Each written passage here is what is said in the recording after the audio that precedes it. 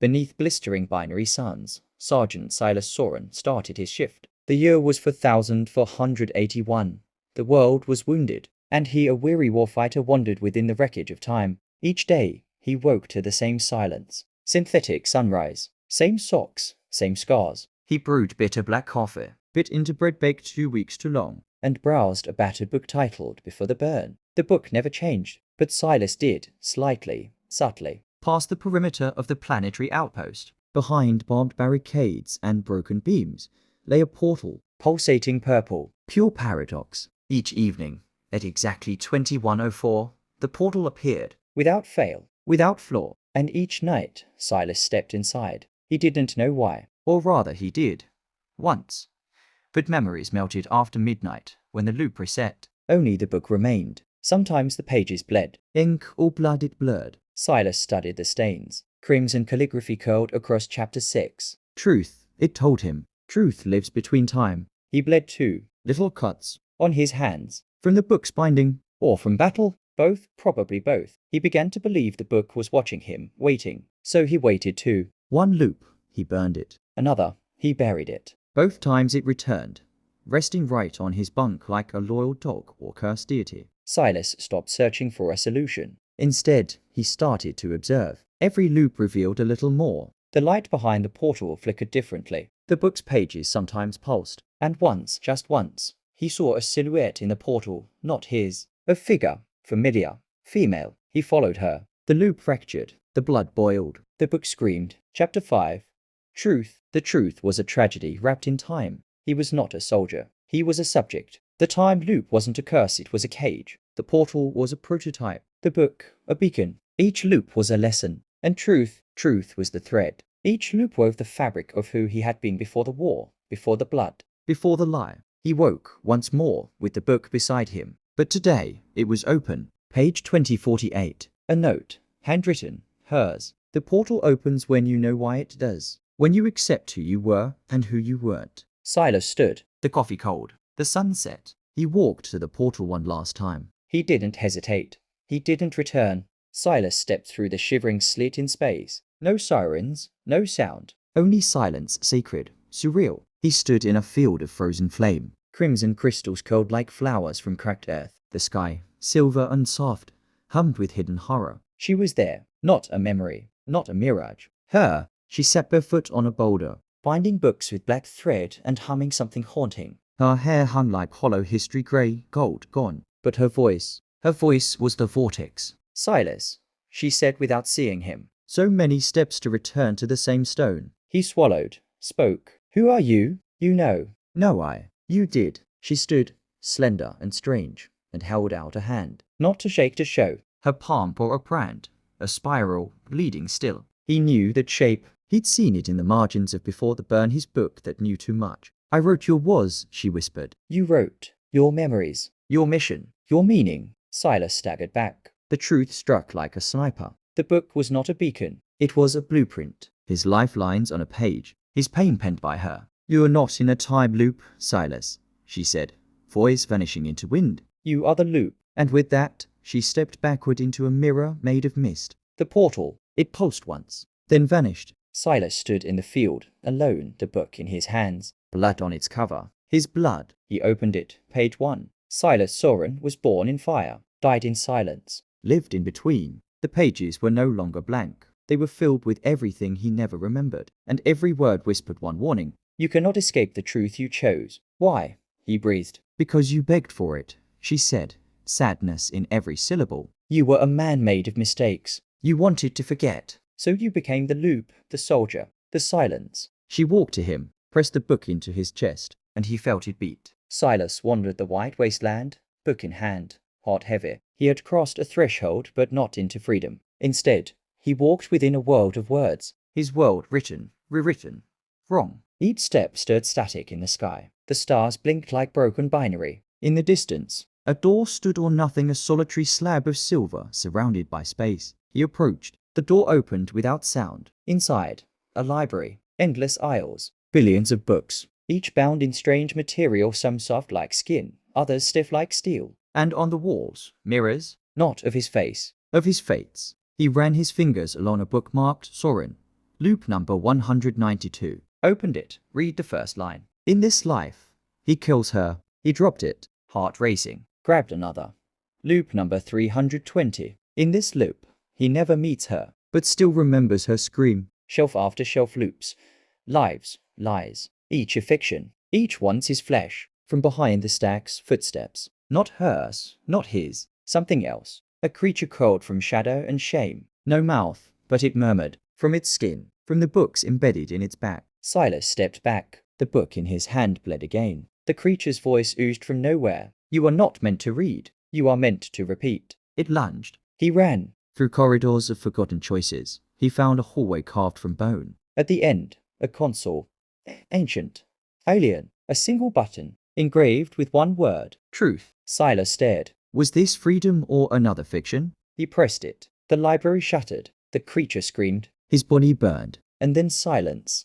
Again. He awoke. Back in his bunk. The book beside him. But different. No title. Only 3 words on the cover. Write the rest. The new book was blank. But it hummed. Silas opened it not to read, but to feel. The pages pulsed like veins. And on the last page, barely visible in the lightless room, appeared one line. The archive awaits. He didn't remember walking. But suddenly, he stood before a gate, grand, gleaming, guarded, by gargoyles carved from collapsed time. Their eyes spun backward. Above the arch, a phrase etched in a dead dialect. Truth demands to be endured. The gate opened not with a creak, but with a confession, a rush of whispers. Memories that weren't his, or were once in another loop. Inside, a cathedral of memory. Ceilingless, flawless, just floating platforms made of thought. Silas stepped forward. Each platform projected pieces of past he hadn't lived, or had forgotten he had. In one memory, he was a child chasing shadows. In another, he was a scientist, not a soldier,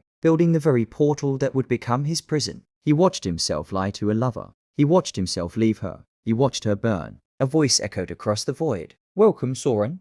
Loop breaker, betrayer, builder. It was hers, but not soft anymore. Sharper, colder. A figure floated forward. A version of her.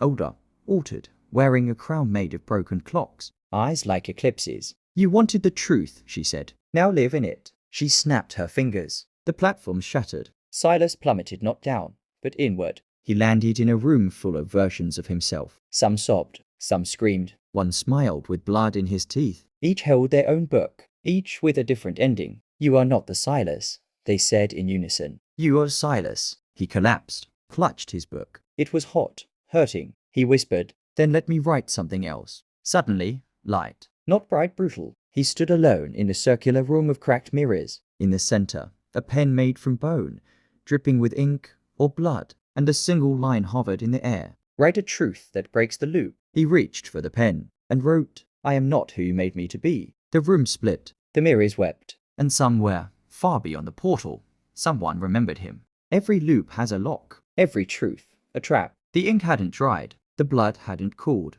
But the world around Silas had already begun to unravel. The mirrors cracked, their reflections screaming as they splintered. And beneath his feet, the floor flickered, time itself twitching like a dying signal. He stumbled, fell, and woke up. Again, in his bunk, in the barracks, on day 1. But something was different. The air was thicker, the sky too still, and when the whistle blew it didn't echo. It shivered. He moved through the morning motions. Boots, belt, briefing. Except now, everyone looked at him too long, too knowingly. The sergeant handed him orders, sealed with his own handwriting. He opened the envelope. Inside, a single phrase. Do not trust the time. He slipped out, walked through corridors that weren't corridors anymore. Walls peeled into wires. Lights blinked like eyes. Reality was glitching. In the training yard, he found it. A door that shouldn't exist. Behind it, the portal but broken, flickering.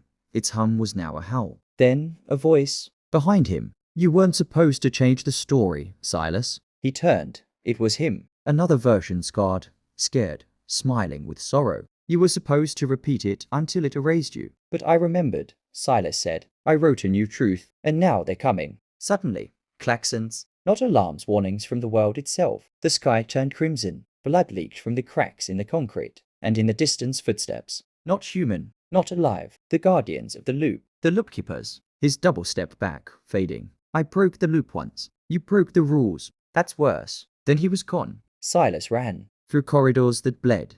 Downstairs that screamed. reality folding, flinching, failing. He made it to the portal. What was left of it? He looked at his book. The final page had begun to write itself. One loop left. One chance. The truth won't save him, but it might free someone else. He gritted his teeth, stepped in. Everything burned. His name, his memories, even the sound of his own thoughts. And then, stillness.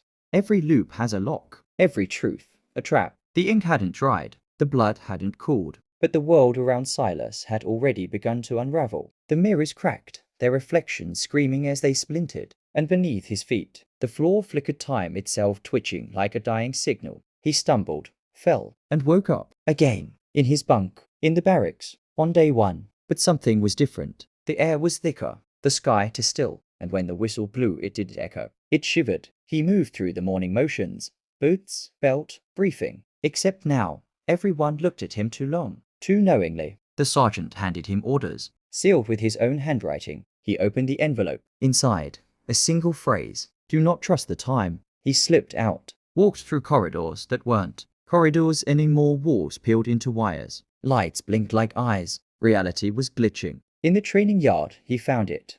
A door that shouldn't exist. Behind it, the portal but broken, flickering. Its hum was now a howl. Then, a voice. Behind him. You weren't supposed to change the story, Silas. He turned. It was him. Another version, scarred, scared, smiling with sorrow. You were supposed to repeat it until it erased you. But I remembered, Silas said. I wrote a new truth, and now they're coming. Suddenly, klaxons, not alarms, warnings from the world itself. The sky turned crimson. Blood leaked from the cracks in the concrete, and in the distance footsteps. Not human, not alive. The guardians of the loop, the loopkeepers. His double stepped back, fading. I broke the loop once. You broke the rules. That's worse. Then he was gone. Silas ran. Through corridors that bled.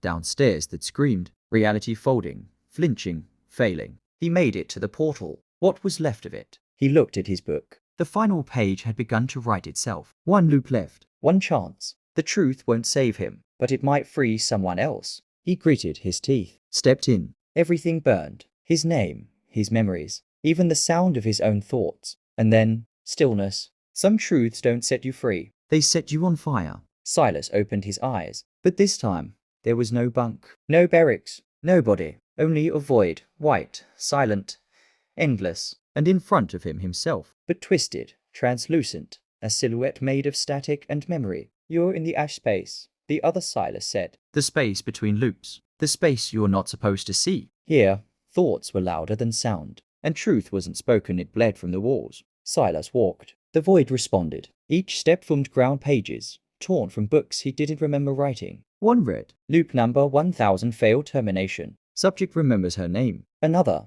loop number 2273, subject attempted suicide. Loop reset mid-sequence. He clutched his chest. No heartbeat, only a ticking, slower, deeper, ahead. A throne, black, broken. On it, her. She looked at him with sorrow in her eyes. No anger, no mercy. You wanted to be real, she said. So be real. Feel everything you've forgotten. She raised her hand. Suddenly, the battlefield. The day it started. The moment he made the deal. A scientist in uniform.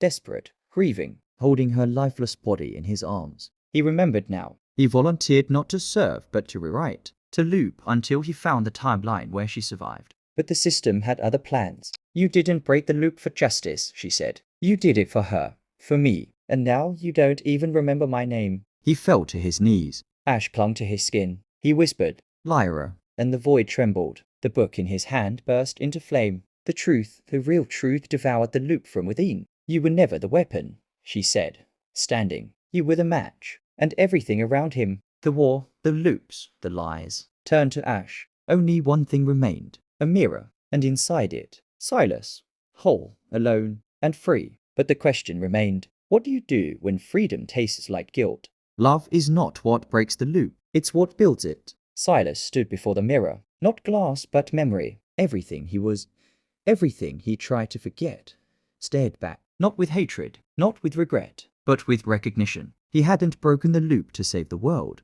He did it for her, for Lyra. And she had let him go. He stepped through the mirror. It didn't feel like traveling, but like giving back. The world beyond was grey, burned, a timeline where nothing started. But he and she never met. A world without her voice, without her laugh, peace without connection. And yet, there she was. No avatar, no shadow, just her Lyra. In this timeline, she had never died, because she had never loved him, and she looked at him as one looks at a stranger whose heart they do not know. Silas wanted to shout, run, but his feet were stuck in the ashes of his choices. He knew now. He could not return. He could not stay. His love had made a loop, and that love he now had to let go. In his hand appeared one final page, white, blank, and at the bottom, in ink that smelled of farewell, he wrote, "Let this be the loop that ends, not with forgetting, but with remembering." The air grew lighter. No time loop, no repetition, no system. Just one moment that would not come again. And he stepped forward, not to another portal, not to another truth, but into the world as it was. Imperfect, uncertain, real.